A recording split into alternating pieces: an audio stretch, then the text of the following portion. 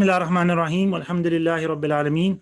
Wa sallallahu wa sallam wa baraka ala Sayyidina Muhammadin wa ala alihi wa sahbihi ajma'in wa ba'd. Assalamu alaikum wa rahmatullahi wa barakatuh to everyone. Hope you're well. Thank you for joining us on this fiqh class. We have with us Hassan to read as usual, and we will continue from where we left off last time, which is on Arkanus Salah, or the pillars of the prayer. And that is on the book, the hard copy, page 149, and I think it's page 144 of the PDF that was sent out. So those of you following on the PDF, inshallah ta'ala. So over to Hassan, who will be reading the English of the Nur al Idaah. So the PDF and the book is with commentary, as we mentioned last time. We're not going to read all that commentary. We're just going to read the bold, which is the Nur al Idaah, and then we're going to commentate on that. So, Bismillah, tfaddal Hassan. Bismillah ar-Rahman ar-Rahim. Pillars of prayer. 4 pillars of prayer. Number 1, standing in prayer. Number 2, recitation of Quran. Number 3, bowing or ruku.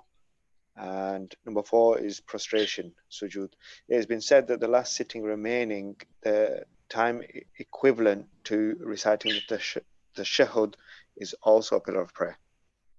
Yeah, Jazakallah khairan. So the Arkanus Salah, Rukn, or a pillar of the prayer, integral sometimes called, is something that's a part of the actual prayer. So when we pray, what do we actually do? That's a must. You stand, you read Quran, you bow, you prostrate, and it said you sit at the end, which is a part of the prayer. And those components are all part of the prayer. So they're all fard. Now, wudu is something you can do outside of the prayer. So wudu is called a shart. So there's 2 things. Shart, which is a prerequisite. Facing the Qibla is a prerequisite. Covering yourself is a prerequisite. You do them anyway. You know, that's something you can do before the prayer. It's not only in the prayer. In the prayer itself, when you say Allahu Akbar, what are the components that must be a part of that prayer? Those are the 5. It says 4, but 5, which is standing for the fard prayer is not part of the nafil prayer. You can pray nafil sitting down, as we're going to learn later. Reading the sum of the Quran, how much Quran is going to be discussed shortly. Bowing, ruku, prostration, 2 of them, and sitting at the end of your prayer. These are all the absolute minimal obligations that every prayer must contain, inshallah ta'ala, and therefore it's a case of making sure we do this. Of course, there are other conditions and what we would call Waajibaat, which don't come under arkan, integrals or pillars. They come under requirements or necessities of the prayer, such as reading Surah Al-Fatiha, such as being still in the prayer, such as making sure everything's done without delays, and these kind of things. We're going to talk about much more details as we go through, but the very basic components, the rukn, are those things. The shara'it are then mentioned after that, the conditions, but it's mentioned in a more generic way than previously discussed. So we discussed wudu, we discussed awra, we discussed Qibla and so forth. But if you read on, Hassan, we'll find out more. Okay, the conditions of prayer. The remainder are conditions, some of which validate the entrance into prayer, and these are observed prior to prayer, while other conditions validate the continuance of prayer. Good. So says such as purity from filth, covering one's nakedness. These are all prerequisites that aren't part of the prayer. So you don't cover your aura that's not praying. You cover your aura anyway. Having wudu is not praying. Having wudu is for other actions and for prayer, of course. It's the key to prayer. So these are prerequisites without which you can't actually pray as well. But they come prior to the prayer time as well, and intention and so forth. While other conditions, there are conditions which make so these actual things facing the Qibla, purity, are also part of remaining in prayer as well. So for the continuation of the prayer, if you don't keep your wudu, then you're going to have to break your prayer. Your prayer is broken. But also certain things continue the prayer, which are recitation of the Quran while standing, to delay prostration until one has performed the bowing. So the order is a condition. You can't do it whatever order you want. It has to be done in the order that was taught to us. And then it says, therefore, there are 4 pillars of prayer. Anything besides this is either wajib, sunnah, or conditional. right? So conditional meaning an obligation, but it's a conditional obligation, not an integral part of the prayer, uh, fard or obligation, right? Um, and then it says, Tafaddal Hassan. Okay. Prayer is permitted upon libth, um, with the upper part being pure, while the part underneath is the filthy side. Yeah, so like we said, we're going to go into more details of some of the conditions and pillars of prayer. So now we're talking about praying on a piece of cloth. So what's libid? It says which is anything which is thick and possible to be split into two, with its length and breadth remaining, such as a wooden board or plank. Libid, in the word there meaning, general meaning, it means a thick piece of cloth. Okay, so anything that's a thick piece of cloth, of course, a plank of wood, or anything that one side is independent from the other side. That's how we got to see it as. If it's a thin piece of cloth or one piece, then that doesn't mean that's not this. Okay, that wouldn't be libid. So a thick piece of cloth or material where one side is independent and doesn't connect to the other side by default. If the underside of that is impure and you pray on the upper side, right, the impurity at the bottom does not affect the purity of the surface you're praying on due to the independence level, due to that such a thickness that we have, that we consider that to be a total separate place of um, uh, a place of prostration or place of to pray on or something. It's not connected, so therefore it's perfectly fine to pray on the pure side, right? Even though underneath it there is something impure. Okay, so carry on, please. Prayer is also permitted on a clean cloth, while the inside layer is filthy. This is provided that the inside layer is not stitched to the outer layer. Yeah, so again, you've got now two garments sewn together or two garments joined together. Now if they are, right, so that piece of cloth is put together in a way where it's a little, if you read it, it's just explaining it itself really. It says, pray those meter on a clean cloth, with the upper part being the clean side, while the inside layer, so this is lined, right, or lining, is the filthy side. This is provided that the inside layer is not stitched to the outside layer, mudarrab in the Arabic. If there is a garment consisting of two layers with the outside edges sewn to the inside layer, and in addition to this, the middle of it is also sewn together, then it is regarded as mudarrab, as is seen with quilts, and prayer is not permitted upon it if there is filth beneath it. If there is no middle stitching, then it is like two items on top of each other, which then validates prayer upon it. So what that means is if there's got to be some stitching, right? It can't be just completely separate or completely stitched together. That's not what we're talking about. It's completely separate, they're two different cloths. And if it's completely stitched together where nothing separates, then that's one cloth. What we're talking like is for like a pillowcase. You've got two sides to a pillowcase. Yep. One at the top, one at the bottom. But that's stitched together around the sides. Okay. So one half of the pillowcase is independent from the other half. It's not stitched together as a full piece of cloth. It is from the edges.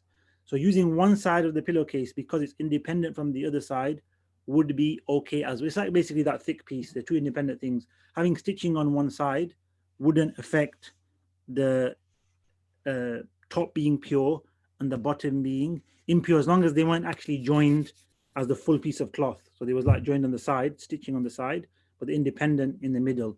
That would allow for that material to be used. These are just situations that if you're in a situation where you find yourself having to use an item to pray upon with this kind of scenario, then you know the ruling, inshallah ta'ala. Of course, the default or the best position is to make sure everything is pure.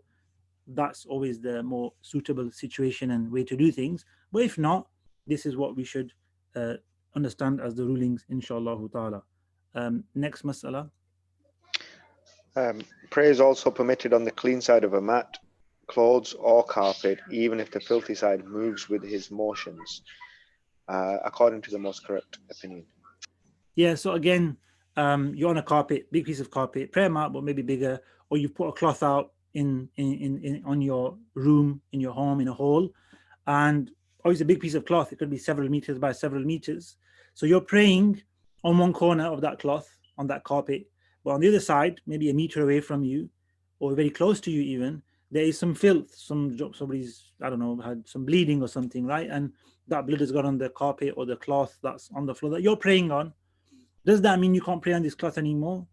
No, it means you can't pray next on that impurity. If you're away from that impurity and you're praying on another part of the cloth, even if you're moving that cloth with your movements and that impurity is moving, it's still okay to pray on the pure area of that large piece of cloth that obviously you'd have a place to pray on, and a place that would be away from you but is impure. It wouldn't affect the validity of your prayer if you prayed on the pure part of that large piece of cloth. It says, even if the filthy side moves with his motions of prayer, because he's not wearing it according to the most correct opinion. However, if you carry on, Hassan. If one of the sides of a person's turban is struck with filth during prayer, thereupon he throws the filthy part of the turban on the ground while the pure section remains on his head. The prayer is deemed valid, provided the filthy part does not move with his motions, although if it does, the prayer is invalid. Yeah, so this is a scenario which we can generalize somewhat into relevant situations for us, which is that if you have some form of najasa that strikes you or falls on you or affects you, then can you get away with that? Can you, carry on your prayer because you've got najasa on?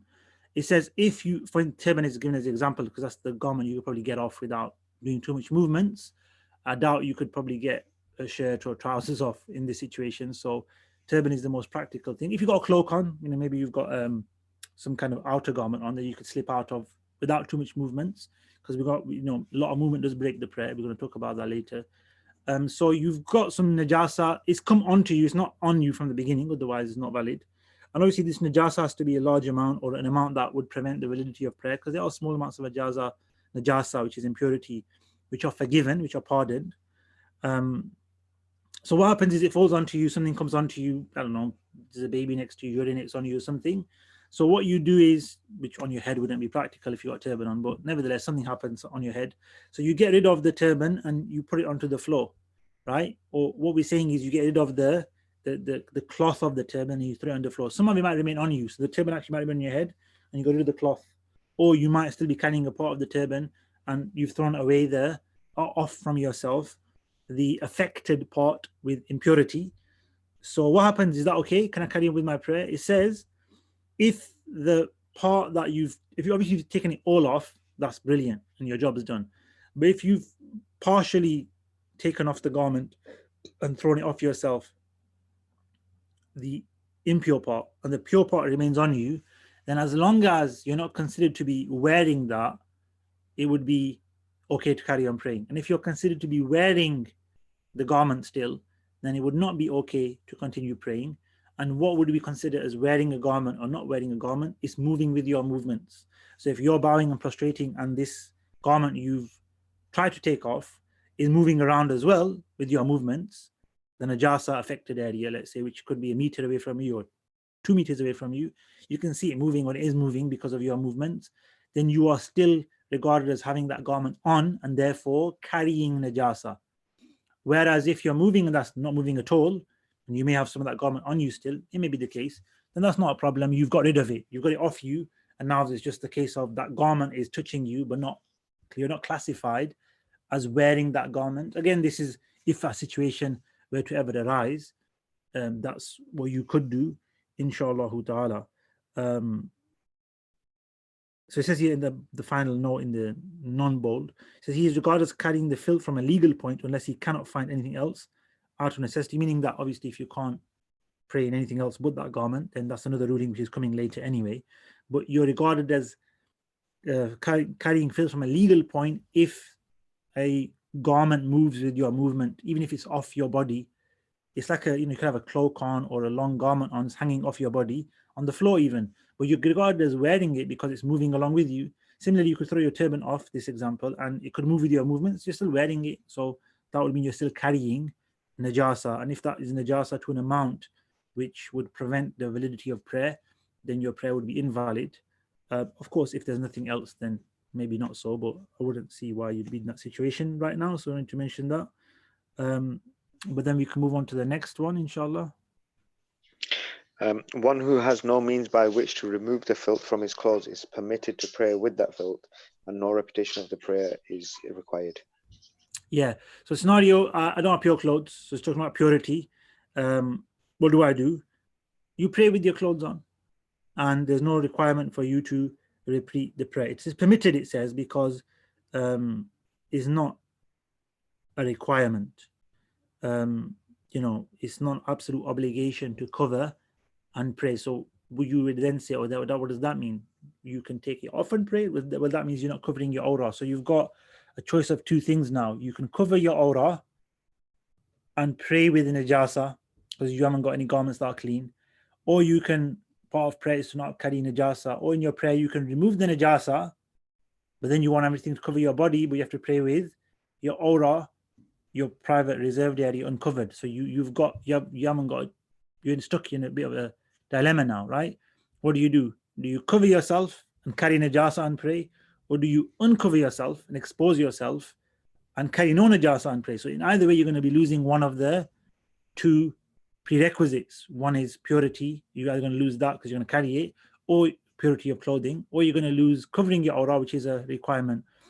It says here you should pray with your clothes on and cover your aura, because that is the worst of the two. You could look at it from the sense of which is the worst of the two: carrying najasa and praying, or praying without clothes on. And just generally having no clothes on is worse than having clothes with najasa on. So you would pray with your clothes on, and there would be no requirement for you to repeat that prayer if you never had anything to remove the najasa or to change your clothes into a new set of clothing. This is kind of the principle of removing harm takes precedence over bringing benefit. Purity is bringing a benefit. Keeping yourself covered and not uncovering yourself is pushing away a harm. I don't want to uncover yourself, right? So that takes precedence, but it's a choice. It's not an absolute obligation, like we said.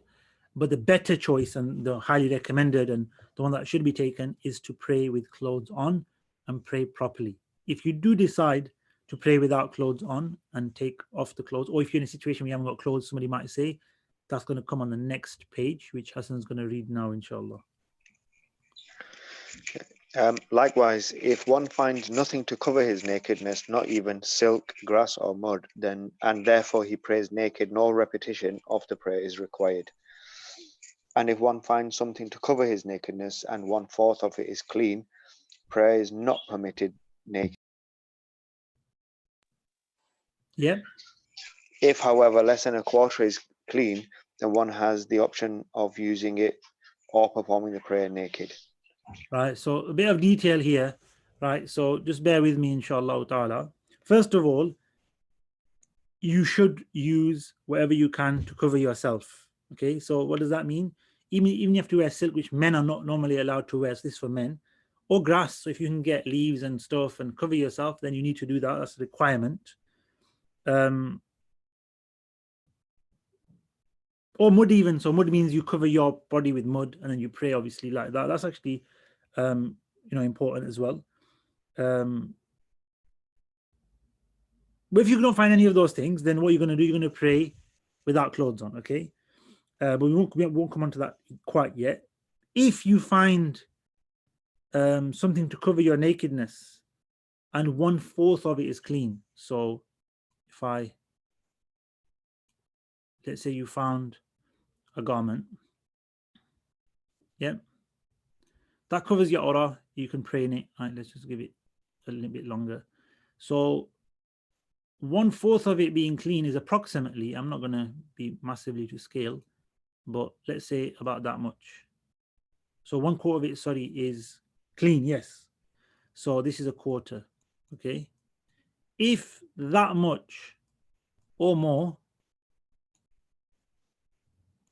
is clean, then you haven't got a choice, okay? So if you got a quarter or more clean, so if half is clean, there's no choice. If 3/4 are clean, no choice. If 2/5 are clean, no choice. You have to pray in that garment. And again, there's no requirement for you to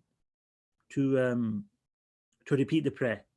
Okay, if less than a quarter is clean, which what we mean by that is more than 3/4 are unclean, right? So now if most of it is unclean, most meaning more than 3/4 are unclean. So impure, we'll say, right? So when we say unclean, we mean there's impurity, right? And this one should have really been pure, because clean and unclean is not really pure impurity. You could say it is, but it's not 100%. So now you've got most of the garment, i.e. 3/4 plus, or just over 3/4, because if it's a quarter, you've got to do that. So let's say you got 1/5 clean and 4/5 impure. In this situation, you go back to the choice. This is where the choice comes in. Okay, so it says, if you read it again, and if one finds something to cover his nakedness and 1/4 of it is clean, prayer is not permitted naked, meaning you must pray in the garment that is a quarter clean or more, half clean, etc. If, however, less than a quarter is clean, so now we've got the pink thing there, right? Pinky purple color, which they're like, 4/5 are unclean, or basically 76, 78, 79% plus is impure, right? So the majority is impure over 75%. So we say majority, you mean more than 75%. Then one has the option of using it. So I can play this garment now, the pink one, or performing the prayer naked. One has the choice. But like we said before, it's better to pray with clothing on. And if we read on, that's what we'll find next. Prayer in clothes that are completely filthy is more preferable than praying naked. Right, so we've all got that, yeah? So prayer in clothes which are all impure, even 99.9% or 100%, is better than to take those clothes off and pray naked. Okay, so that's how that's clear. Right, but the ruling is, though, if it's 25% or more clean, pure, then you don't have a choice. So half is clean, half is impure, you got to pray in them. 30% is clean, 70% is impure, you got to pray in them. Okay, 24% is clean, 76% is impure, you have a choice. Okay, so that's the borderline. 25% is where you would have to pray in those clothes, even though they're 25% clean. And less than 25% clean is where you would go into a choice. But even with the choice, is better, as is clearly stated there, to pray with the clothes on. Okay, carry on, Hassan. Okay, if a person finds anything with which he can cover part of his nakedness, then it is necessary to use it and cover the genitals and anus. Yep, carry on. If a person only has enough to cover one of these parts, some scholars maintain that he is to cover the anus, whereas the scholars held he must cover the genitals. Other scholars held he must cover the genitals. So basically, you haven't got enough to cover your whole body, let's say, right? So you find just a limited amount of clothing, right? Then you must use it, considering it's pure, right? Talking about pure clothing now. You've got a limited amount of pure clothing. What do you do with it? So you can literally cover maybe a few square centimeters, or very little area, the main sort of private area. Then, as you can see there, it's important to cover the two main areas, the front and the rear passages and private areas. And if you only have enough for one area, then either one of them is fine, as long as you cover as much as you can to the best of your ability. Very rare situation, but that's the ruling, and it's mentioned there.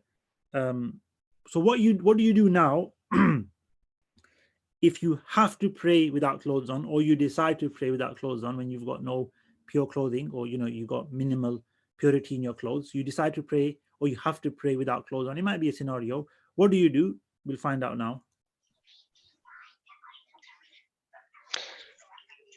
It is recommended that the prayer of a naked person be offered while seated by way of indication, nodding, and stretching the legs out towards the Qibla. If, however, one prays standing, indicating with his head, or he opts to bow and prostrate normally, then both are valid. Yeah, so now somebody, due to whatever reason, has to pray without any clothes on, then in that situation, it's better, again, it's not a requirement, it's better, much better again, to pray sitting down. So I'm sitting here. I don't know if it looks like I'm sitting or standing. And what do? I sit. Now you sit and you don't prostrate on the ground, and you don't do, so you do gestures. So literally like an ill person, you've got no clothes on, you'd be praying, normal prayer, let's say, Qul huwallahu ahad, Allahu samad, lam yalid wa lam yulad wa lam yakul lahu kufuwan ahad, Allahu akbar, Subhan Rabbiyal Azim, Subhan Rabbiyal Azim, Subhan Rabbiyal Azim, Sami Allah liman hamida, Rabbana lakal hamd, Allahu akbar, Subhan Rabbiyal A'la. So you'd pray by gestures and limiting your movement, and closing off your private areas from the rear, from the front, and stuff like this, right? So if you can get stuff to cover you, you'd get it to cover you. If you haven't got anything, then you don't move, you don't stand, you don't expose yourself in those kind of movements and ways. You don't pray to Allah in that posture, but it's not a requirement. We said it's a choice.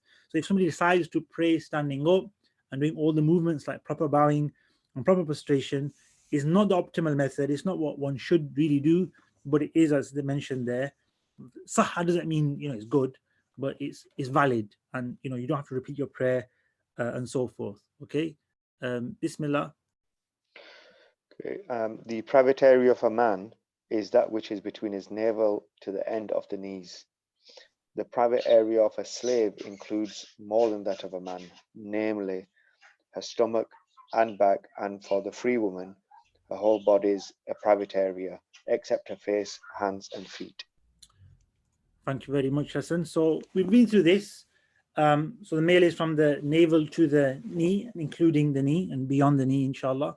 And for the women, it's everything upon the hands, face, and feet are excluded here. But we had a little discussion on that last time, telling everyone it's better to cover the feet, as Imam Quduri, who's a great Hanafi scholar, and in the narration of the Hanafi madhab from Abu Hanifa, we have variant opinions suggesting that the feet should be covered, and it's always better to take the safer approach. And like I said, if some scholars have required that, then it's good to practice that. Just to talk about that one point of the slave. So it's referring to a slave girl. In the olden days, there were slaves. There's no slaves now. For men praying as slaves, or as a slave man, there's no different ruling to the aura. The female slaves of those days had different rulings, and it was enforced, by the way. It wasn't like a choice. They weren't allowed to behave like free women. They had to distinguish themselves as slave women. So they had to dress so they weren't actually required to wear the head cover, as you might notice there. They were just required to cover the rest of their bodies. And this wasn't just for their owners or their private family. This was a general rule. But since we don't have slaves, male or female, anymore, and that's not ever going to be a reality, well, hopefully the reality that we ever have to come across in our lives. I don't think it will be, but Allah knows best. The current situation, you don't know what's possible, but I certainly hope not. And we don't need to worry about those rulings. We're, alhamdulillah, free men and women, and the rules are quite straightforward. Men navel to the knee, but obviously that's the minimum. Of course, more than that should be covered. And for women, as mentioned, they're everything apart from the face and hands, and there's a difference over the feet, as discussed. So, Bismillah, what happens now if you're praying and you've got pure clothes? There's no reason you shouldn't cover yourself. But during the prayer, by accident or for some reason, your aura, your reserved area, private area, which you need to cover it in prayer, becomes uncovered. So it's more applicable or more like sensitive towards the ladies in this situation. But it could occur for men, especially, and men will know what I'm talking about, when they go for sajda and they have short t-shirts on and stuff, and the rear of their body becomes exposed. It's not nice, if you're in prayer or you're in congregation. What do we do in that situation? Is that okay to uncover a part of your aura, or does it break your prayer? So if we read on, we'll find out, inshallah. Okay. If 1/4 of any limb of the private area is exposed, it prevents the validity of the prayer. Right. So as you can see there, if 1/4, so there's always a leeway or a pardoned amount. If a little bit, so a good example is ladies praying, right? And you have to cover the ears, ladies, right? You know that, we mentioned it as well. So the hijab becomes a bit loose or something, or one hair comes out, or the ear slightly gets exposed. That doesn't mean your prayer is invalid now, or I need to prove my prayer because I didn't have my hijab on properly. Or if a part of the aura becomes visible, that's less than 1/4 of that part. So 1/4 of the ear is a small amount, but it's 1/4 of the ear that's pardoned. It's not allowed. Being pardoned, being allowed is two different things. Being allowed means it's fine, do it. A pardon means if it's done, it's not right and good, but it's pardoned, it's forgiven. So if for less than 1/4, prayer remains fine and valid, and no repetition required. If more than a quarter becomes uncovered, then that will result in the prayer being invalid if that exposure lasts for the time it takes to perform an integral of the prayer. If you deliberately expose yourself, that breaks the prayer. But if you just happen to realize or something happens, you have the time it takes to do an integral of the prayer, a rukn we just talked about of the prayer, to rectify that. So for instance, maybe, and even for men, somebody comes and pushes you and all of a sudden, your buttons come undone and you're covering yourself with a cloak or something, and your aura's covered, let's say at the top here. Or so, if you quickly grab the button and close it, you're covered now again, right? Let's just say, for example, that's happened, right? Or for the lady, her hijab gets pulled and she pushes it back in place within a moment or two. That doesn't break the prayer because it was just a moment or two. It has to last for a time it takes to perform an integral of the prayer. Question: what time is that? How long? And what would we classify an integral of the prayer as? So integrals are standing, reading the Quran, bowing, prostrating, and sitting for the final tashahhud is said to be a pillar. So the minimum of those, recitation is just a pillar which requires a few ayat. Standing requires a few moments. Bowing and prostration require going into prostration. But we're not talking about the bare minimum, we're talking about the normal length, the average length of a rukn. And that's your judgment in reality. So if you think you did it within the time of that or not in the time of that, it's your judgment. But what you should judge that time as is as follows. The time it takes you to go into, let's say, sajda or even ruku, the time it takes you to perform the sajda or the ruku, which will be slightly less for ruku because you're bowing and not prostrating, it'll be slightly longer. But let's say you're going into ruku, you're saying Subhan Rabbiyal Azim. So this is the time, starting now, Allahu Akbar, Subhan Rabbiyal Azim, Subhan Rabbiyal Azim, Subhan Rabbiyal Azim, Allahu Akbar. When you upright again, that's a rukn now. That's what the overall rukn is, these movements coming in and out of ruku and saying the tasbih and pausing. That is considered to be the length, which might last for 6 seconds, 8 seconds. Your judgment. If you think, wait a minute, this exposure has been for too long, then your prayer is invalid. If you like, alhamdulillah, I managed to sort it out pretty straight away, I attempted it, I did it within a few seconds, then you can carry on with your prayer, inshallah ta'ala. Right. So there's one more point here to mention about the aura being exposed in different areas. If you read on, Hassan. If there are a few separate portions exposed in various places of the private area and the sum total of these exposed places equals 1/4 of the smallest limb which is uncovered, prayer is deemed invalid. If it does not equal 1/4, then the prayer remains sound. Yeah, so how do we explain that or break that down? It's pretty clear, I think, but if you have multiple parts of the body which are private areas, so uncovering of for men is a lot more to obviously uncover, but uncovering of, let's say, the head for a man who's wearing a hat or the shoulder doesn't affect anything. Not talking about multiple parts of the body, we're talking about multiple parts of the reserved area, the aura. So for ladies, that is a lot more to look after. So if it is in multiple areas, there may be a little bit here, a little bit here, a little bit there, whatever, then we add them together. And if the total amount of area is equivalent or more than 1/4 of the smallest of those limbs exposed, so if you take the ear as a very small limb, so there's part of the ear exposed and part of the head exposed, two different areas, I suppose, right? And let's say part of the chest becomes exposed, then you add them together. So it might not be the most of the chest, might be like 10% of the chest. That's not a lot, that's not 1/4. But if you add that to the ear, it's more than the ear itself. So if a part of the ear becomes exposed, minimal, but then another part of the body becomes exposed, for ladies, I suppose, right? Then that would result in the prayer becoming invalid because more than 1/4 of a limb is exposed in a sense, because you have to add them together. In terms of the area exposed is too much, and then that would require the repetition of the prayer, right? But if it's not equal to 1/4, so if it's a little bit of the ear, a little bit of the chest has become exposed, then if you add them together, it's still minimal. Then one would not have to repeat the prayer, or that would not be considered to be an invalid prayer, right? So there's the rulings of covering oneself. Now I move on to the Qibla and some rules to detecting the Qibla and being able to pray towards the Qibla, not being sure on what to do, etc. Bismillah. Whoever is unable to face the direction of prayer due to illness, or is unable to dismount from his animal, or because he fears an enemy or a predatory animal, then the direction of prayer for him is the direction he is able to face. While to direction of prayer for the one in While fear, the direction of prayer. the direction of prayer for the one in fear is that which is safe for him. Yeah, brilliant. So if you can't face the Qibla due to a genuine reason, which is illness, which is, you can't actually get on the floor and face the Qibla, you turn your animal towards the Qibla and you would stand or you would sit on your mount and face the Qibla. And that would, in the olden days, you'd be maybe mounted onto an animal and then it'd be very painful to come down and get back up, or there's nobody to help you to get back up because the people who helped you to get up in the beginning are not there anymore, and you're going to meet them later on, and there's only a couple of other people with you. Or just people, strangers that you don't have to ask to help, kind of thing. Whatever the situation is that you can't actually face the Qibla directly, then whichever direction you're able to face. So if you're on a mount, you can't face the Qibla, you just be sitting on an animal, which is not following the rule of standing in prayer but sitting in prayer.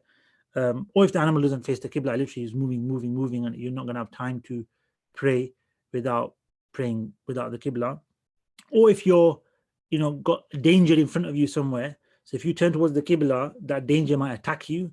There might be an animal, there might be something going on. You might be in your home and stuff, but you might have security, or you might be out and about somewhere where if you're looking, you can obviously protect yourself and get ready to fight back or something. You might have equipment with you to help.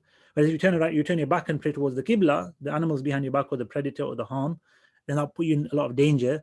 Then you can pray towards facing the animal, or facing close to the animal, not face it directly, but face it in a way that you can keep it in your eyesight. And if you have to move to do that, you can move as well, because safety comes first, right? Protection of your life would take precedence here. That danger could harm you. And then you pray, and that's the direction of your prayer. So that's what it says there, right? So the direction of prayer for the one who is in fear is that which is safe for him. And that really is a summary of the previous kind of idea, that if you can't face the Qibla, whichever way is easy, safe for you, then that's what counts. Okay, next one is, what if you don't know the Qibla and you have to figure it out? Bismillah. If one does not know the direction of prayer and there is no one to inform him about it, nor is there a prayer with niche mihrab, then one must investigate. If he later learns that he was incorrect, he is not required to repeat the prayer. That's it. We'll just do that for now. Sorry, Hassan. So first of all, you go to a place, you're on a journey most likely, and you don't know the Qibla, which happens, common. We got compasses now, so I suppose they're valid forms. A working compass is a valid instrument to use. And if you went by a compass, that's what's investigation. That's what's trying your best to find out. But first of all, you can ask somebody, brother, which way is the Qibla from here? And people who work in places and live in cities, they'll say it's that way, right? There's we pray that way from here, right? And that's the Qibla, right? So it's straightforward. Or there's no niche. So basically, the scenario here is you're outside the masjid. That's what, if in a masjid, the Qibla, right? So you're outside the masjid, and some masajid are built with the prayer niche. Actually, the whole structure of it is extending outside of the masjid, if you like, or the main wall, if you like. They kind of, from the outside, it's clear this is the mihrab of the masjid, meaning they pray this way because the mihrab is here. That means they would face that way into the mihrab, the imam would stand, or just outside. And that's the direction of prayer. You can see it built on the outside. Sometimes that's the case. So if you're in a place where, and the masjid would be locked as well, right? Which is not uncommon either. It might be, because if it's a prayer time, you just go in and pray with the people, right? So it wouldn't be a problem. You've come at a time where there's nobody around. So you just go with that. You say, oh, there's the niche, there's the masjid, look how it's built, I can follow that. Now, if it's built in a way where you just can't tell the Qibla from that masjid, because you don't know which way it is, there's a minaret here, there's doors here, but when I go in, the Qibla could be this way, the Qibla could be that, we don't know. And you generally sometimes don't know, just by looking at the outside of a masjid, which way the Qibla actually is. So if you can detect the Qibla by figuring that out, which would be like the niche is built in a way that is clear from the outside, or through windows, you can look inside and see, oh, you know what, there's the Qibla, it's there. You got to detect it in some way, then follow that, and that's fine. If not, then you got to investigate by looking at the sky, the sun, the moon, if it's night, and figure out directions. Like, midday, the sun's at zenith, right? It's up there, it's at like about north, so we've got to face this way, or is it slightly southwest? Then in the evening for Asr, it's going to be towards the the west, right? So I've got to go the opposite way to the east if I'm in the UK. If I'm in the eastern part of the world, like say like India, Pakistan, then I'm going to face towards the sun because it's setting in the west, and that's the direction of Mecca from the subcontinent, right? So you've got to figure out, you've got to be a bit your orienteering kind of skills, and these kind of things would come in. Recognizing phenomena, which was much more common in the past, I suppose. People in general knew how to look at the stars, and astronomy and judgment and things like that were a lot more easy and normal. I think in today's day and age, with the technology and gadgets we have, we rely on those more than anything else, and they're valid as well. So use your phone, use your compass. Some people have got really, I've seen them, they're really like really sensitive compasses where they have the general one, and then you look into this kind of thing, and you can actually fine tune it to be exactly where it's supposed to be. And when you use those, they actually calibrated much better as well. They're more expensive. They give you the actual much more precise Qibla, but they're expensive and they're not as straightforward to use. But you're not required to use that level of compass. A simple working compass, your phone tends to have one that's slightly off because there's magnetic north and just the compass north, right? So it'd be within the 45 degrees that we will talk about shortly, inshallah. But to move on to the next idea or next one, which is if you now are praying, right, and you have judged the Qibla to be this way, but during the prayer you think, wait a minute, it's that way, or somebody comes and tells you, or you realize, oh look, they're all praying that way now, they're locals, okay, I should have followed. What do you do if you start praying in the wrong direction, but you tried your best and you thought that was the Qibla, and then you're later told or informed or figured out during the prayer the Qibla is in a different direction? What do you do? So first thing you read on, we'll find out.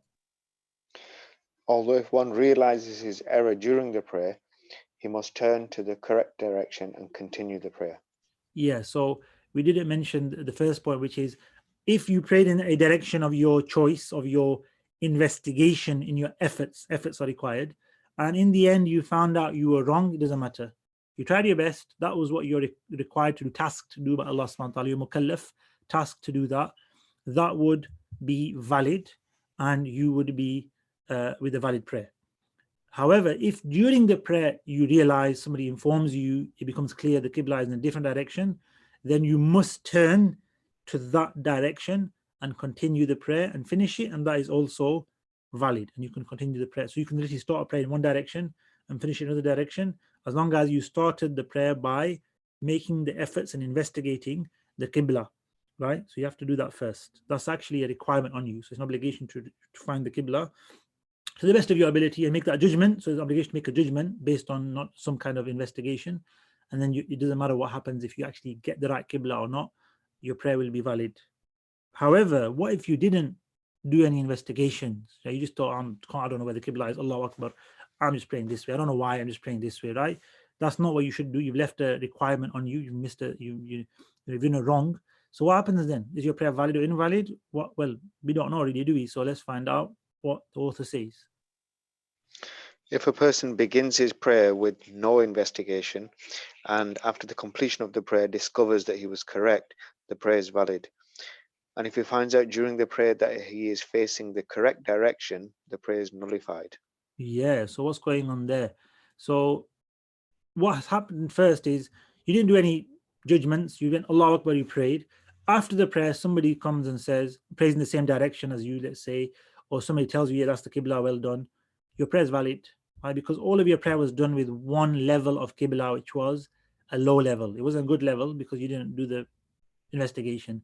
But because it was done and it happened to be correct, you fluked it, as they'd say, your prayer is considered to be valid. Okay. However, if during the prayer you started your prayer without investigation on a weak Qibla, you don't know if it's Qibla even, right? And somebody came and you figured out during the prayer it was actually the right Qibla, you're no longer allowed to carry on with that prayer. It becomes nullified and you've got to start again. Why? Because you started the prayer with a weak Qibla without an investigation. You can't now continue the prayer after finding out during the prayer that your Qibla is actually a strong Qibla.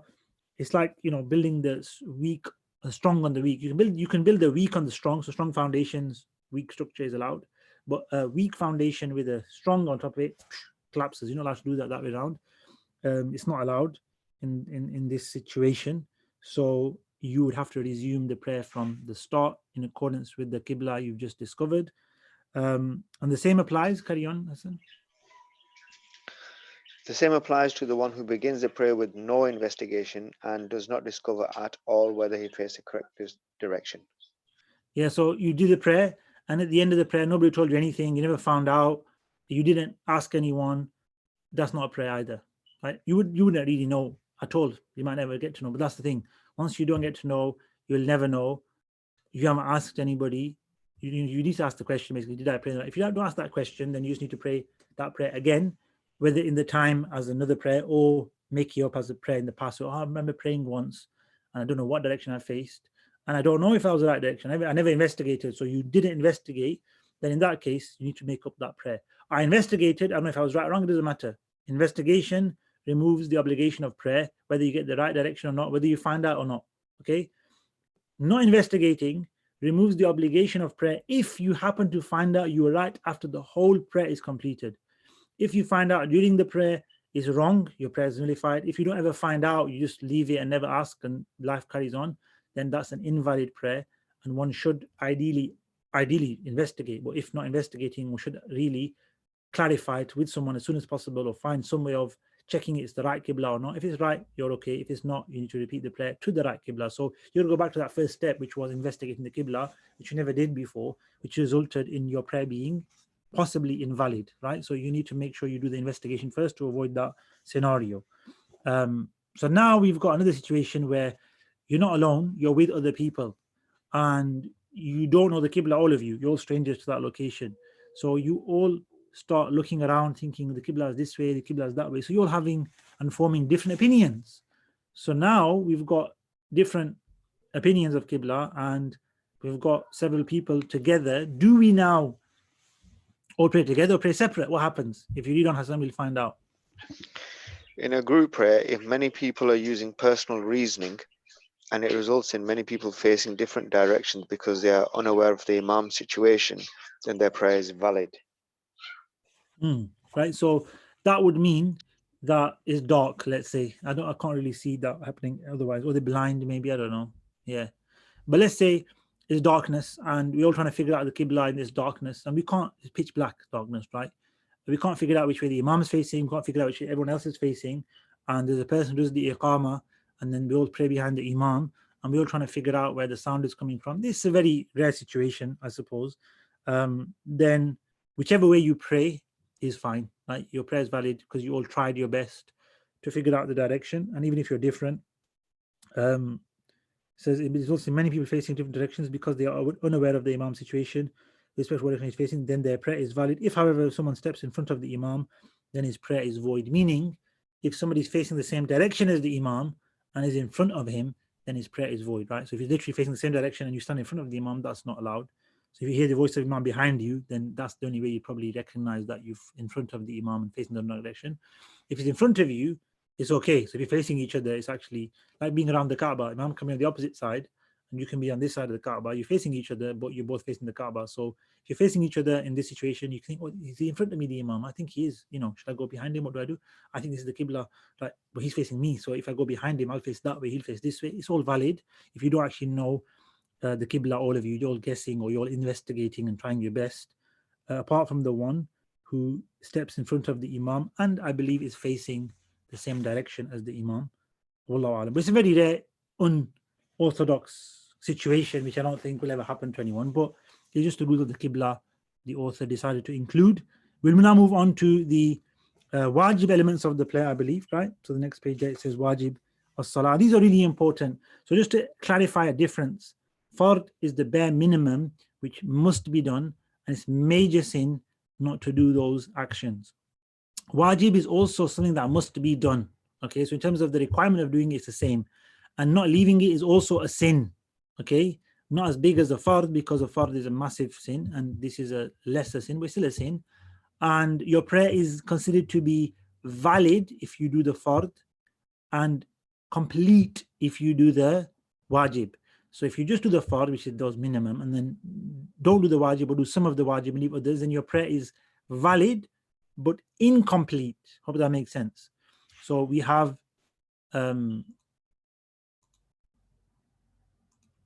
let's get another one. Right, so we have fard, okay. That gives your prayer validity if you fulfill the fard, okay. If you do the fard, you get valid. Then we have something called wajib. So fard means compulsory, wajib means necessary. They both indicate a requirement, right? So the wajib is of a lesser requirement, but it's still a requirement. You can't say it's not a requirement, right? So if you do the wajib, then your prayer is complete. If you happen to fall short of the fard, then your prayer is not valid, so it becomes invalid. Yeah. And if you fall short on the wajib, your prayer is not complete, it is incomplete or incomplete, right? Whichever one it is, right? So you can't do that, right? So you need to make sure you do the fard, and you need to make sure you do all the wajibat of the salah in order to have a valid and complete prayer. It is a fard, therefore, to repeat prayers that are invalid, and it is a wajib to repeat prayers which are incomplete. Okay, so in reality, you can see it means you got to repeat the prayer whether you missed a fard or a wajib. Okay, the only difference is repeating the prayer in this case is an absolute fard and a major sin to not repeat. Repeating the prayer in this stage is a wajib and a lesser sin, still a sin, to not repeat. So it's still a requirement of repeating it, and you've got to repeat it, and it's important to do that. But you would have it's like in the foundational kind of level, you would have a valid prayer, but it's just not complete, and that's not what you want to present to Allah subhanahu wa ta'ala. That's not how Allah wants you to pray. So you must make sure you perform all the wajibat of the prayer. So if we hand back over to Hassan, he can read the wajibat section. Bismillah. Bismillah. There are 18 necessary practices in prayer. Number 1, recitation of Fatiha. Yep, good. If you read on as well. Okay. Number 2, in any 2 rakats of the obligatory prayer, it is wajib to add to the Fatiha a surah or 3 verses of the Quran. Additionally, it is wajib to recite a surah with the Fatiha in all the rakats of the witr and the voluntary prayers. Yep, carry on. The recitation of a surah or 3 verses to be fixed in the first 2 rakats of all obligatory prayers. It is wajib to recite the Fatiha before a surah. Good, Jazakallah khair. So these are all the rulings that are wajib, meaning you got to read Quran, right? We said that's an absolute obligation, so some Quran is required. These 5 or 6 points here are required as well as a wajib to make sure you read the Quran in the right way to complete your prayer, and not just have a valid, but have a valid and complete prayer, and not leave your prayer incomplete and therefore liable to punishment and sin. So what are these elements? So first of all, reading Fatiha. Okay, we're talking about you praying as an individual at the moment, not in the congregation. That will come later. So if you're praying by yourself, you must recite Surah Al-Fatiha as part of your Quranic recitation, which happens at the standing points. It has been standing. If you're praying a 4 rakat fard prayer or a 3 rakat fard prayer as well, you're praying 2 rakat fard, which is Fajr or the traveler's prayer, then this doesn't apply because there's only 2 rakats to pray in. If you're praying 3 or 4 rakats, Maghrib or Isha or Zuhr and Asr, then it's an obligation to read Quran and to add Fatiha to any 2 rakats. It doesn't have to be the first 2. That's going to come next. So the first wajib is to pray Fatiha in any 2 rakats. The second one is going to say that is to fix the recitation to the first 2 rakat of a 3 or 4 rakat prayer. So basically, if you did no recitation in the first rakat, you could do it in 2 and 3 and your prayer is valid, right? You could do it in 3 and 4, your prayer is valid. But if you just did recitation in 1 rakat, your prayer is invalid. So 2 rakats must have recitation in them of a 4 or 3 rakat fard prayer, which is those 4 prayers: Zuhr, Asr, Maghrib, Isha, right? And then it says it's wajib to add to the Fatiha a surah or 3 verses of the Quran. So along with the Fatiha, you must also read in those any 2 rakats of a fard prayer, surah, any surah, which is the shortest surah in the Quran, Al-Kawthar, or longer, or any equivalent passage of the Quran to Surah Al-Kawthar, which could be 1 ayah even, or 3 short ayat, right? So as long as it's 3 ayat, any 3 ayat is valid, or a passage of 2, 3, 1 ayah even, or more, that's equivalent. Well, if it's 3, any 3 ayat is not a problem. About 2 or 1 ayat have to be equivalent to at least 3 shorter ayat. So if you're reading, let's say, Ayat al-Kursi, it's just 1 ayah, Ayat al-Kursi. But it's the equivalent, if you look at it in terms of Surah Ikhlas, maybe it's the equivalent to 10 ayat of Surah Ikhlas, right? If you repeated Surah Ikhlas 2, 3 times, it'll be the same length as Ayat al-Kursi, then it's fine. You should Ayat al-Kursi in your prayer. It's valid to recite that along with Surah al-Fatiha. So 1 long ayah or 3 short ayat or a surah is valid. It's a requirement to perform in any 2 rakats along with the Fatiha of your fard prayers. Um, and really, the other point where it says it should be fixed in the first 2 rakats, or it should be next. And to make sure you're doing the first 2 rakats of the obligatory prayers, also a wajib, okay? In all other prayers, whether they're wajib, sunnah, nafal, etc., you must recite Fatiha and the surah, or 1 long ayah, 3 short ayat, alongside it in every single unit of the prayer. It's a requirement to pray every single unit of the prayer. It's a requirement of the recitation every single unit, and it's a requirement of Fatiha with an additional Quranic passage, surah or otherwise, along with the Fatiha every single rakat, right? And it's a requirement to keep the order of Fatiha first and the surah or passage of the Quran second. If any of those are violated, what it means is that you can make up for the mistakes. Mistake. You've not missed the integral. You've not got invalid prayer. You've got incomplete prayer. And we should have mentioned this at the beginning. Incomplete prayers can be completed and rectified without repeating them if the mistake, if the lack of completion, the deficiency came about through a mistake, through a forgetfulness, right? How is that done then? Is done through the prostration of forgetfulness, sujood sahwi, which is coming much later in the book. So we're going to talk about the fard, the wajibat, the sunnah, what breaks the prayer, what doesn't break the prayer.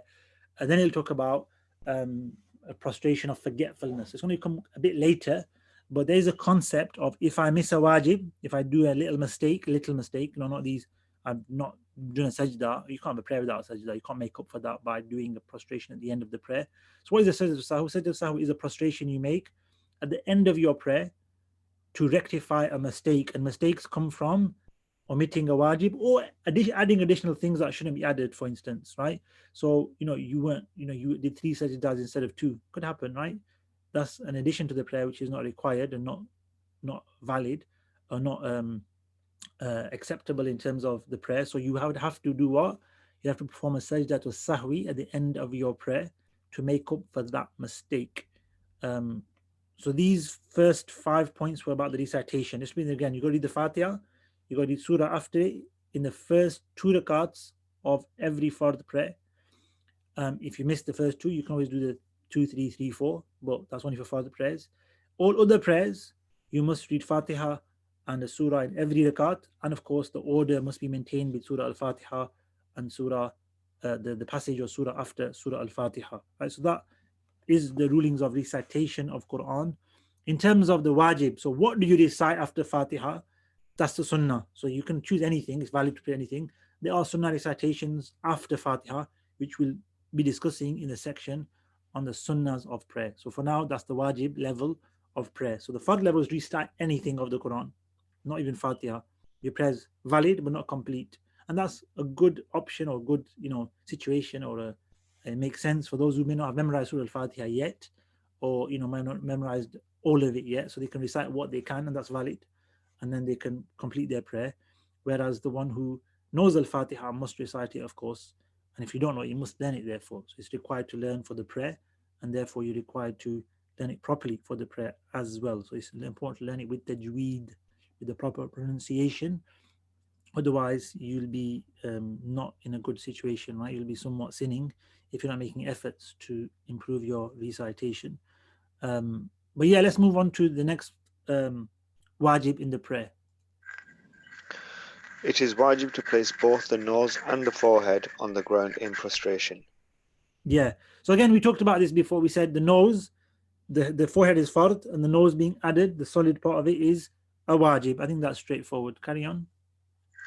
In every rak'ah, it is wajib to perform the second prostration before switching to another action of prayer. Yeah. So in every rakat, so whichever rakat you're praying, um, it's not actually, it might sound weird, but it's not actually an obligation to do both sajdas together. To the first sajda after ruku is a fard. To the second sajda after the first sajda is considered a wajib. Meaning, if you, because what can happen is you can do one sajda and you can get up and stand back up and start the next rakat and then think, hey, wait a minute, I missed a sajda. Right? That doesn't invalidate your prayer. It means you missed a wajib, not a fard. If you don't do a sajda, it's invalid, right? You can't have a prayer. But the first sajda after the ruku is fard. The second sajda after the first sajda is wajib, meaning if you forget and get up, you can, or you carry on the prayer even and don't do that sajda, you can make up for that sajda. So you have to do it. You can't get away with not doing it. But to do it straight after the first one is a wajib but not a fard. Therefore, if you happen to miss it for whatever reason, forgetfulness being the most common or obvious reason, then at the end of your prayer, what you would do is you think, right, I need to make up a sajda here. So I've done everything. At the end, I need to make, what do I do? Just prostrate. So you do say Allahu Akbar at the end of your prayer. So you won't say salam, you say Allahu Akbar and you go into sajda. So this is after the tashahhud. And when you go into sajda, what's your intention? I'm making up a prostration from rak'ah number 2, let's say, that I forgot to prostrate, or rak'ah number 1, I forgot to prostrate the second prostration after the first one. That's what it means here. And again, I think this is a rare or unknown occurrence, because I think we all do 2 sajdas. We might forget how much rakats we're on, we might forget, what number rakat we're on, etc. Or have I sat or not sat, is it third, fourth rakat? That's a common one. But I think we all know we've done 1 or 2 sajdas, right? Hopefully. If you have got problems with that, work on your concentration in prayer and get dunya out of your mind and heart, because that's not a good one to have. But nevertheless, it is a ruling that you don't have to do the second sajda straight after the first. You have to, it's wajib, as it says there. But if you happen to miss it by accident, then you can make up for that at the end of the prayer. And there's more to come on that as well, inshallah, when we talk about mistakes in more detail. Okay, next, Hassan. It is necessary to remain motionless for a moment in all the pillars of prayer. Yeah, so there's an important note here. It says all the pillars of prayer. The pillars of prayer are what we call the integrals. We mentioned right at the beginning there was 4 or 5. So standing, bowing, prostrate, recitation, bowing, prostrating. They were the 4, and then the 5th one was the sitting at the end. So the 2 main ones where you got to remain still. Obviously, to recite the Quran, you've got to be still and standing or standing for some time, is the bowing and the prostration. Now, why I'm pointing this out is because it says pillars. It doesn't say in between the pillars. So when you go into ruku, we all know you come out of ruku to the standing position. Yep. We know that after one sajda, you sit up to the second, the sitting posture, and you go back into the sajda. What Imam Shurun Bulali is saying here is that in the actual ruku and in the actual sajda, you have to remain still, motionless for a moment. He's not saying you got to remain still and motionless in the standing posture after ruku or in the sitting posture between the 2 sajdas. Now that's problematic, because not only is there another view within the Hanafi school, but also the majority of the ulama also have regarded being motionless and still after ruku and between the 2 sajdas as a requirement of the prayer. And that is the more correct opinion that is followed. So not only do we have to remain motionless in the ruku and the sujood, we have to remain motionless in the standing up from the ruku and also in the sitting between the 2 sajdas. But because Imam Shurun Balai didn't mention that here, he just said the pillars, which refers to ruku and sujood, he's later on going to include remaining still in standing after ruku and sitting between the 2 sajdas. Remaining still is still a part of salah, but he's going to classify as sunnah.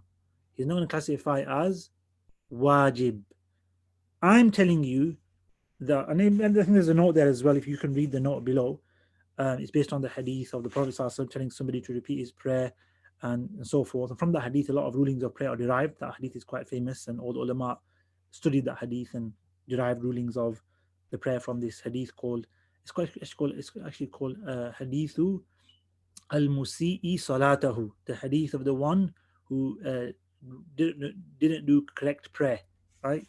It's got a name. For some hadith have names due to the incident or the mention of an occurrence. Like hadith Jibreel is the hadith that Jibreel came to Prophet ﷺ and asked him certain questions. It became known as hadith Jibreel. Hadith al-Niyya. Sometimes hadith become known by a particular name. This is known as hadith al-musi'i salatahu, the hadith of the one that did his prayer incorrectly. And based on that, obviously, understanding of a hadith is the role of the ulama, the mujtahideen. They differed, and Imam Shurumlali, in his opinion, and what is mentioned in the Nur al Idaah, is that he being still in the arkan is wajib, and outside of the arkan is sunnah. However, in his commentary, which you've got with you as well, it does he does mention that difference of opinion and indicates towards it being a requirement, and that is the fatwa, that is the practice that we follow, and obviously it's just safer to do that. That make sure you are still in your ruku, it's a requirement, but also make sure you stand up fully erect and are still in the standing position. When do your sajda, you're going to have to be still, it's wajib. When you sit up, be still, and before you go into sajda, be motionless, and then do the second sajda. Often you see people sajda, Allahu Akbar, subhana rabbiyal a'la, subhana rabbiyal a'la, subhana rabbiyal a'la, Allahu Akbar, subhana rabbiyal. So they don't pause here. They just say Allahu Akbar, this instant. That is missing a wajib, okay? I know Imam Shurumlali doesn't say that here. He doesn't mention it in the wajib section. He's going to mention it as a sunnah. Like I'm telling you, and the discussion is there. You can read the notes if you've got the PDF or the book about that and the preferred and practiced method. And of course, remember it this way: it's the prayer to Allah subhanahu wa ta'ala, whether it's sunnah or fard or wajib, you got to do it. It's how to pray. The Prophet never did otherwise, sallallahu alaihi wasallam. Okay, Sahaba never did otherwise. May Allah please with them. Right? It's unknown to us, right? We know they prayed. We have a good opinion of them, and they all prayed the best prayer possible, inshallah. And we also should be aiming to pray the best prayer. Of course, when it comes to rulings, we got to give the rulings. And some ulama have given that it's a sunnah to remain motionless in the standing after ruku and sitting between the two sajdas, but we follow and we should practice that it's a wajib. And what that means basically is if you forget and you do that rushedly or hastily and you don't pause, then you would have to rectify that with a sajda to sahwi at the end of prayer. That is concept of making up for mistakes comes at the end of prayer, which we'll talk about later as mentioned. Okay, so if you move on to the next one, Hassan. The first sitting and the recitation of the tashahhud in it is wajib, and this is the correct view. It is also wajib to recite the tashahhud in the last sitting. Okay, so as we go along, hopefully you're going to get clarity. Hopefully it's adding to your understanding and not confusing you, right? And this is the idea. We're building things up from fard, wajib, sunnah. When you get to the sunnah, you have a complete prayer. So we have an absolute, complete, perfected prayer, like complete and perfected, and with all the recommendations as well. So at the moment, we're just building those blocks, right? Putting flesh to the skeleton. And we've come to we have the wajibat. So when the first sitting, after every 2 rakats, you have a sitting. If you're praying 4 rakats, after 2 it'll be your first sitting, after 4 it'll be your second and final sitting. If you're praying 3 rakats, after 2 it'll be your first sitting, after the third rakat it'll be your final sitting. If you're just praying 2 rakats, your final sitting. So this scenario only applies to a 3 or 4 rakat prayer, okay? In the first sitting after 2 rakats, it is a wajib to first of all sit.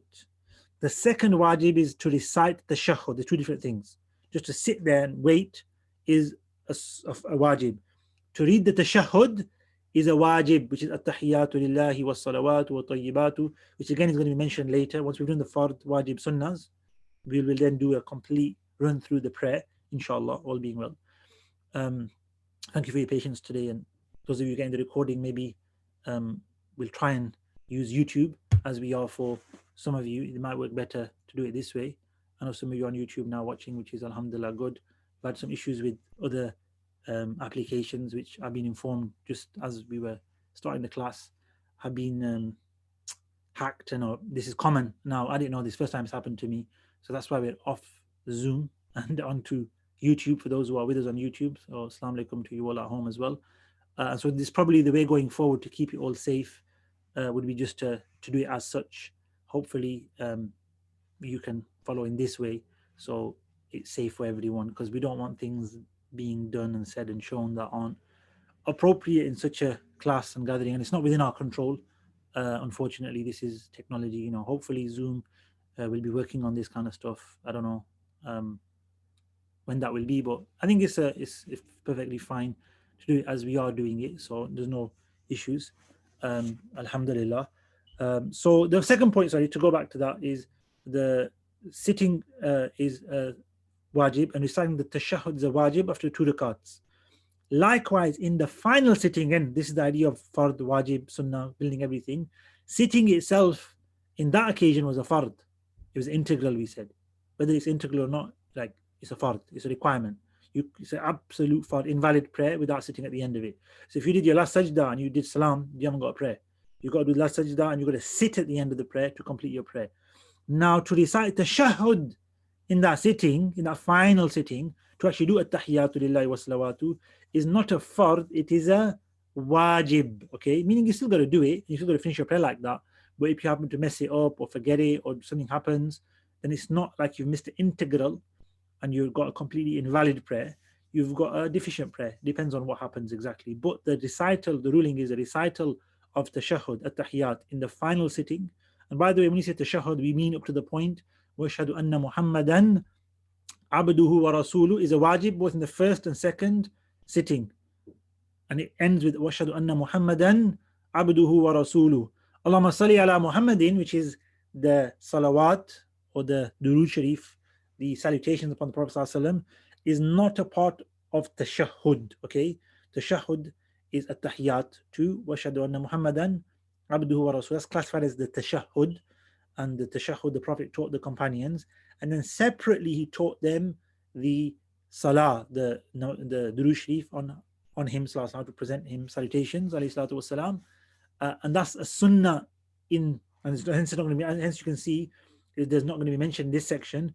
When we come to the sunnah section, we're going to mention that it's a sunnah to read salawat upon the Prophet ﷺ after the tashahhud, and it's also a sunnah to make a supplication from the Quranic words or the words of the sunnah at the end of your prayer, and then then you do salam after that. So the sunnah of durood sharif or salawat and the sunnah of dua, I'm not going to mention this section because they're sunnahs, but the salam is wajib, so we're going to mention the salam at the end. It's going to be the last one. To give salam is a wajib. So hope that's clear, right? So your tashahhud ends, this is an important point, your tashahhud ends with وَأَشْهَدُ أَنَّ مُحَمَّدًا عَبْدُهُ وَرَسُولُهُ. So at that point, what do you do if it's a second rakat and you've got a third rakat? If you've got 2 rakats, you're going to finish your prayer. You don't get up for the third. If you've got 3 rakats to pray Maghrib, or 4 rakats to pray Isha, Zohar, what do you do? If you read on, Hassan? It is wajib to rise to the third rakah without any delay after reciting the tashahhud. Exactly. So the tashahhud meaning وَأَشْهَدُ أَنَّ مُحَمَّدًا عَبْدُهُ وَرَسُولُهُ, Allahu Akbar, and stand for rakat number 3 in your fard and wajib prayers. This is only for the fard and wajib prayers, okay? And sunnah muakkada. Fard, wajib, and sunnah muakkada prayers. You read the tashahhud, which is up to Ashhadu anna Muhammadan abduhu wa rasuluh, and you must stand, saying Allahu Akbar is sunnah, but you must stand for the third rakat and recite Fatiha. Fard, wajib, sunnah muakkada. In sunnah ghair muakkada and nafal, which are the same, very similar kind of thing, in these 2 prayers, you can, it's not required, but you should, and it's better to actually read the durood sharif, the salah on the Prophet ﷺ. So you, after 2 rakats, you stay sitting, Ashhadu anna Muhammadan abduhu wa rasuluh, nafal prayer. Sunnah ghair muakkada is the sunnahs before Asr, for instance. They're 4 rakats. 4 rakat prayer we're talking about in all of this, right? Because in 2 rakats, there's only 1 sitting. This is the first sitting. What do you do before the third rakat? You read tashahhud, Ashhadu anna Muhammadan abduhu wa rasuluh. You read Allahumma salli ala Muhammadin wa ala Muhammadin.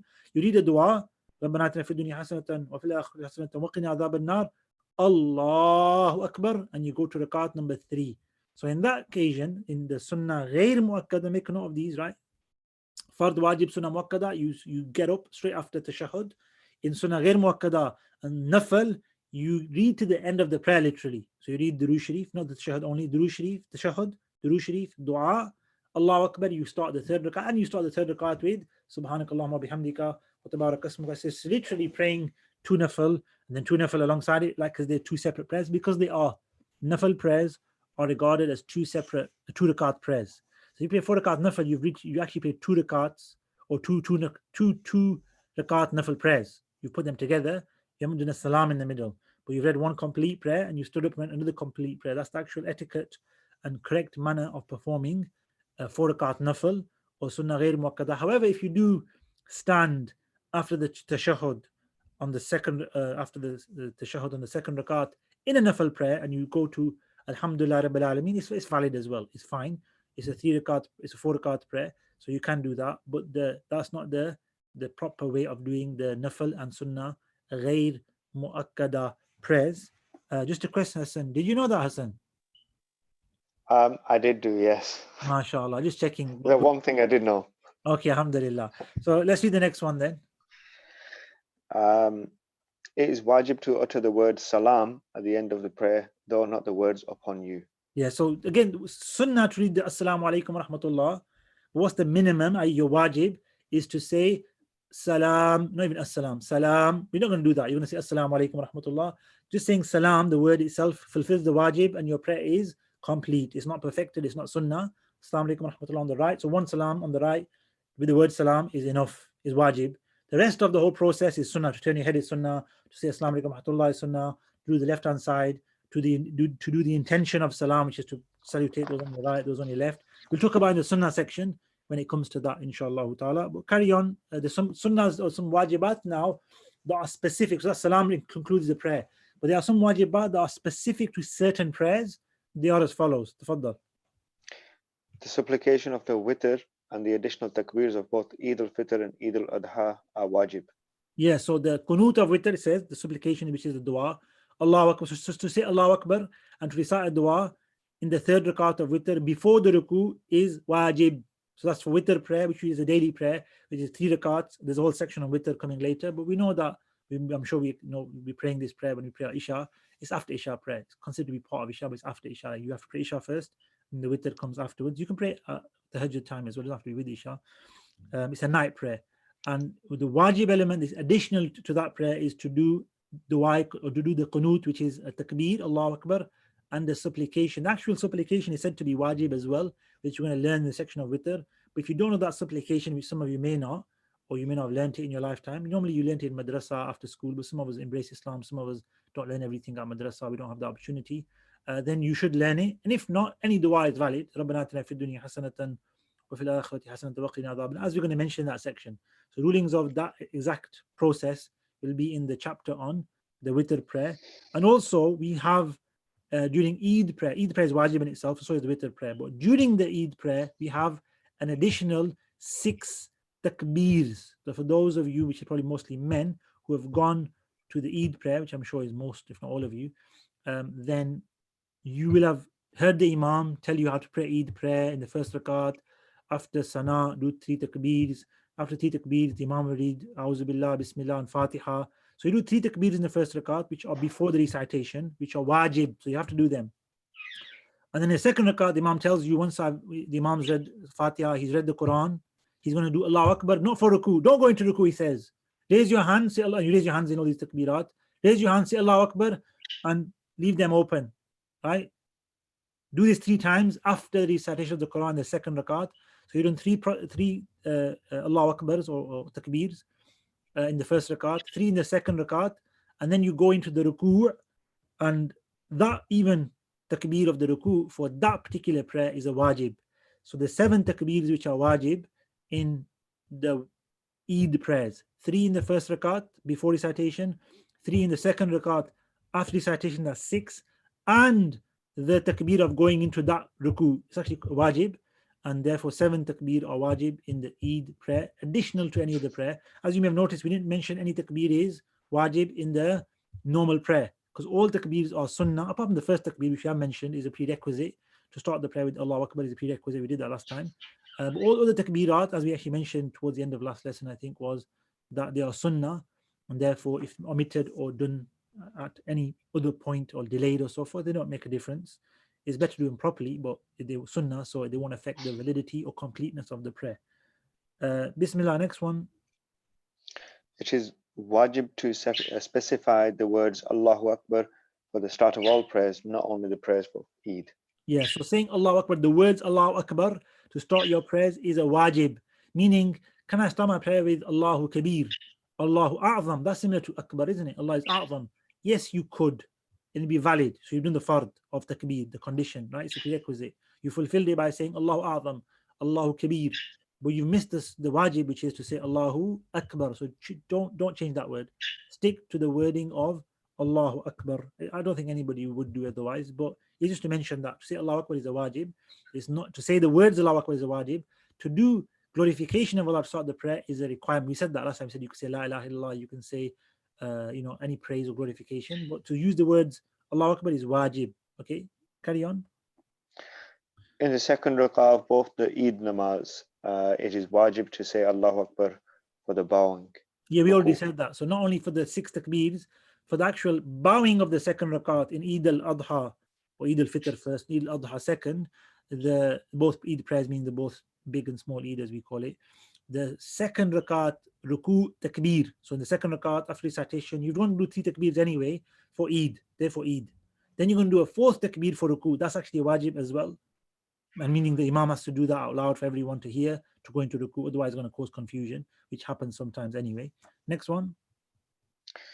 It is wajib to recite Quran aloud in the dawn prayer as well as in the first 2 rakahs of the Maghrib and Isha prayer, even if they are missed and are being made up. One is also required to recite loudly for the Friday prayer, the Eid prayer, the Taraweeh prayer, and the Witr prayer in Ramadan.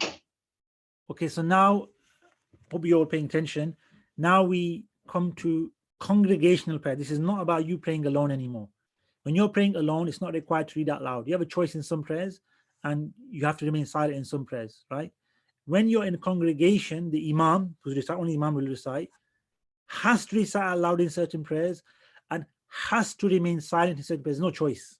Okay? It has to be loud in some prayers and has to be quiet, inaudible. Like you can, there's a recitation, there's a voice and sound, but it's not loud. Okay.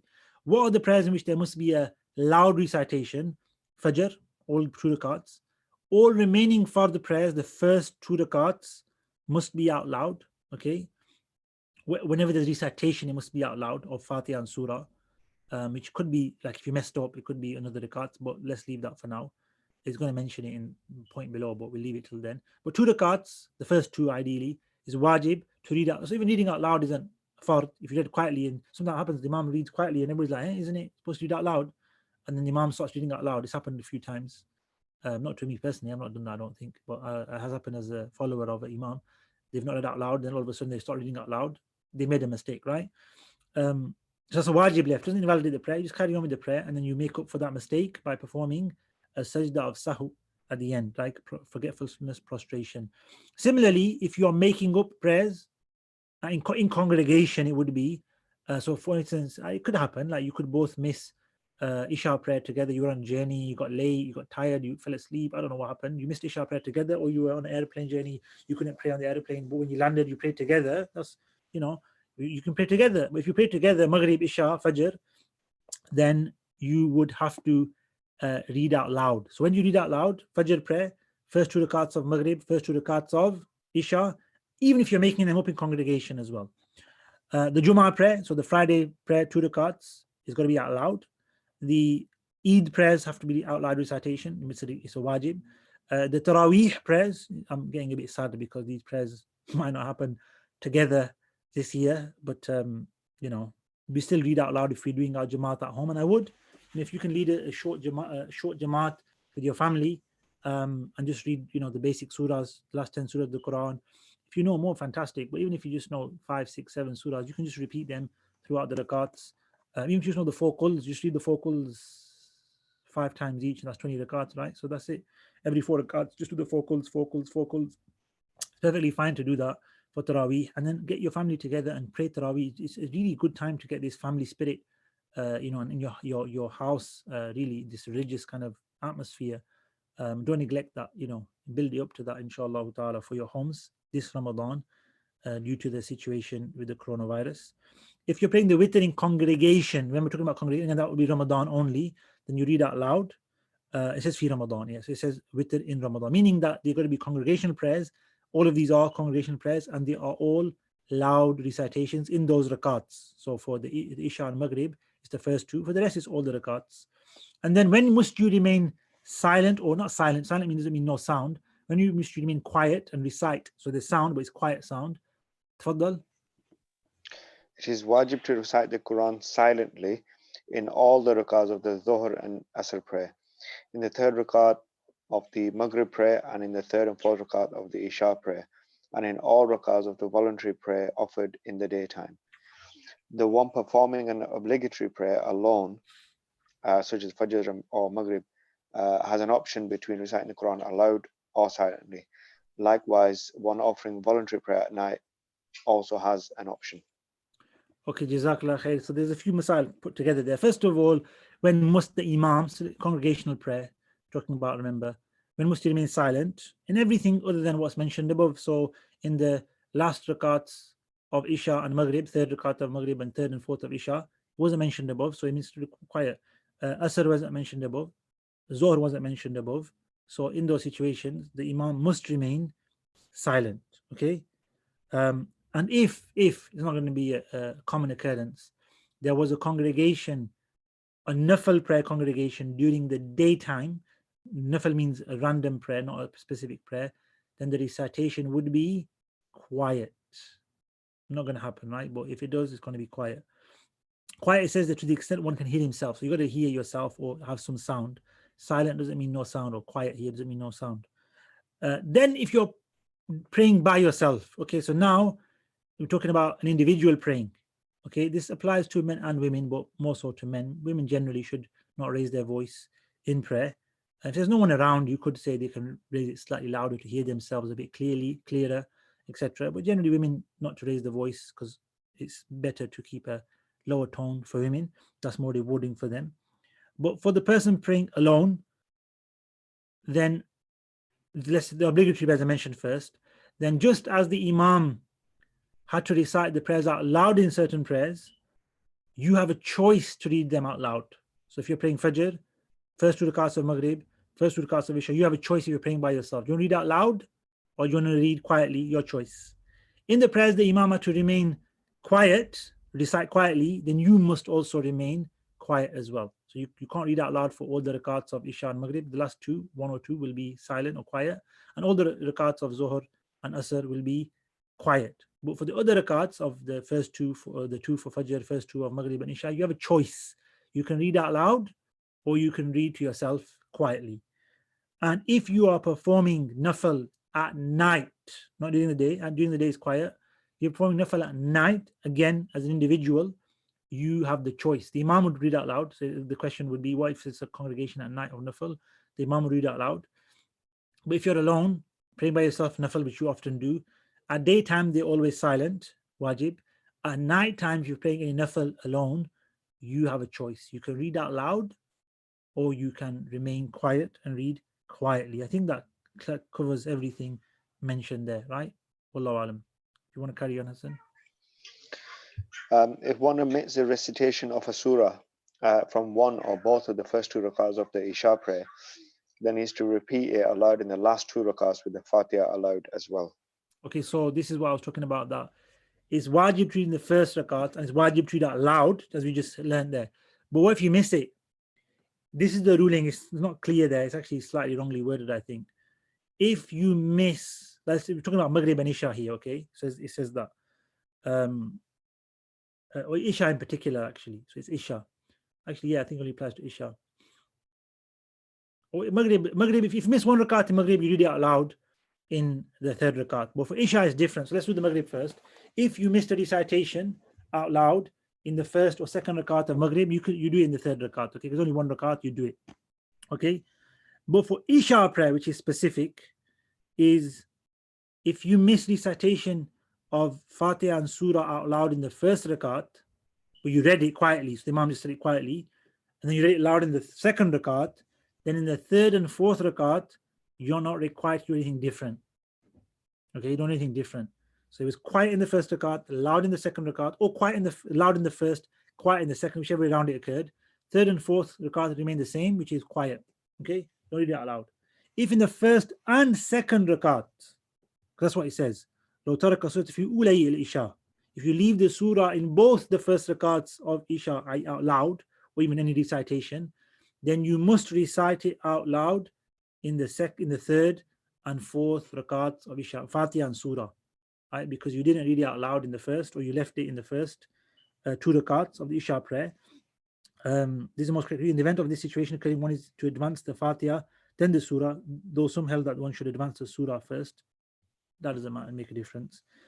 So what happens? Imam Saab didn't read out loud in the first, second rakah, didn't read, just somehow missed them.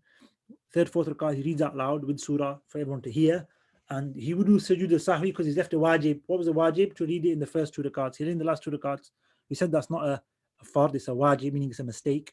So you can make up for that. But if you just miss one rakat out loud in the first two, from the first two, then you won't read a loud rakat in the third or fourth. He'll just remain silent, and it'll just be a mistake of one rakat being read quietly that wasn't read out loud afterwards, right? And that all situations would require a sujood sahwi because the wajib was left in either of those scenarios we just mentioned. And then the final point in the wajibat, Hassan? If the Fatiha is not recited in the first two rakahs, one is not to repeat it in the last two rakahs.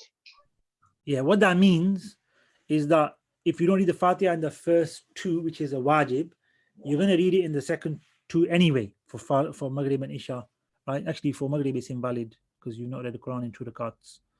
Or it depends if you read Quran or not. But let's say Isha, let's stick to Isha. You didn't read Fatiha in the first two rakats. You read Surah, you read nothing. You just, in the third and fourth rakat, you're going to read Fatiha again. You're going to read it once. You don't read it twice. So you don't repeat it, meaning you don't read it twice. So in the third rakat of Isha, you missed first and second. Right? You didn't read the Fatiha.